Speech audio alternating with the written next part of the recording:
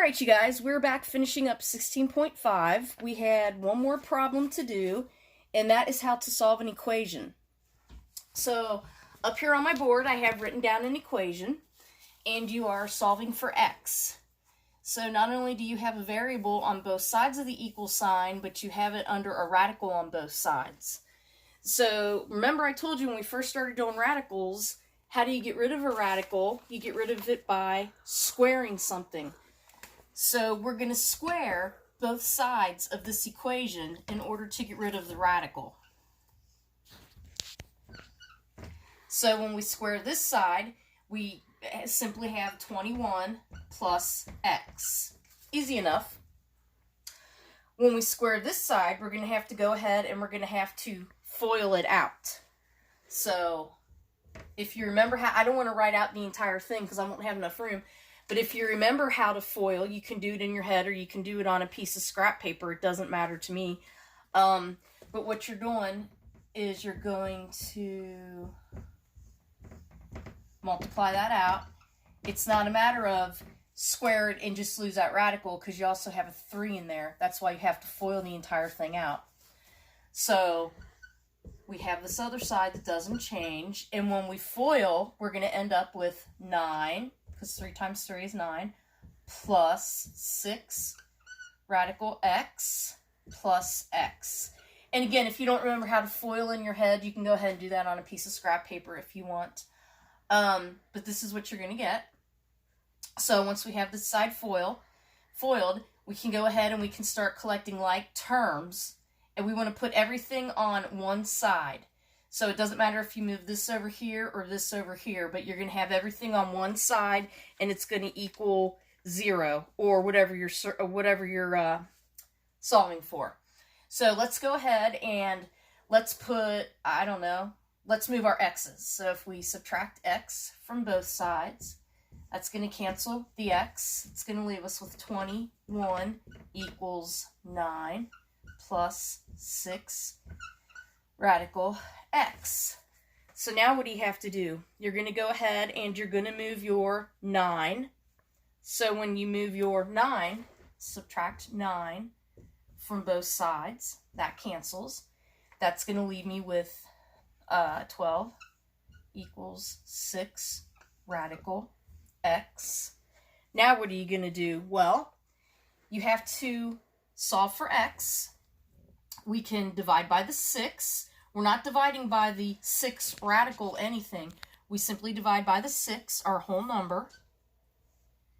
When we divide by 6, that cancels, leaving us with radical x equals 6 goes into 12 twice. Now, how do we get rid of the radical? We have to square both sides. Yeah, we had to square both sides twice in this problem. When we square radical x, we get x equals 2 squared is 4. And that's our answer.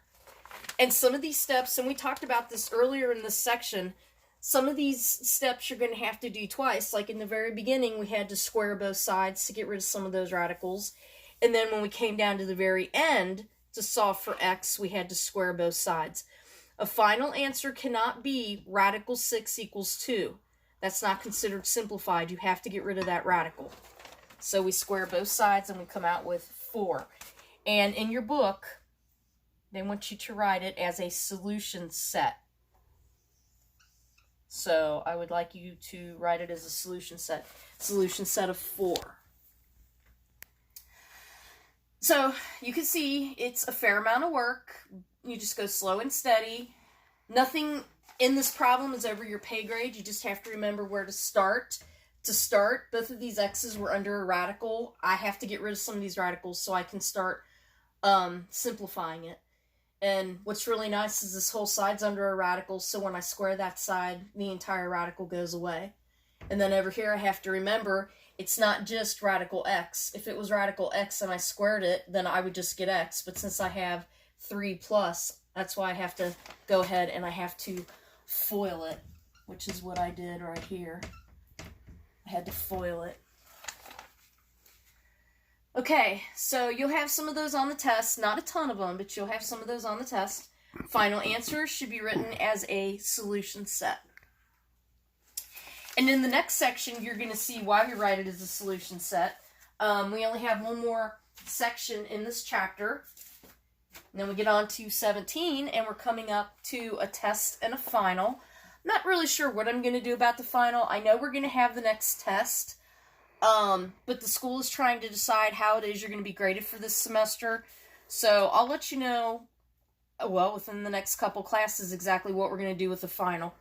So I know a lot of you are having trouble accessing the answer key for test 4, and I want you to have it so you can study. So I'm going to hold it up right here. You can put pause. You can hit pause on your computer and take a picture of it if you need to. But I have all of the problems that I gave you written in the darker blue, and then in the lighter blue are the answers. So that's 1 through 4. All of these problems were worth 5 points. So then right here is problems 5 through 9. So get this, take a picture of it, get it written down, print it out, whatever you do. You want to have a copy of this so you can study.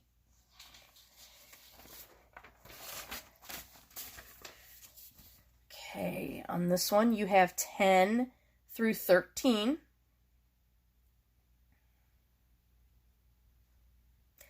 And remember, when you simplify, you can only have positive exponents. If you have a negative exponent, we're talking about on the bottom, it's not considered simplified. So now this is 14 through 18. And on this one, you could have it written either way. They're both exactly the same. And then lastly, and a lot of you guys did good on these last 2 word problems. I was really, really pleased. So, those are the last 2. A lot of you guys, when you turned your test into me, for whatever reason at all, your test, you only had up to problem 16. And I'm not even sure why, because problem 16 is in the middle of this back page here. So, I don't know where your 16 through, or your 17 through 20 went to. It's too late to turn it in now, but just know that this test did have 20 problems on it. Okay. So your next video lecture is going to be for 16.6, which is the last section in this chapter. All right, see you then.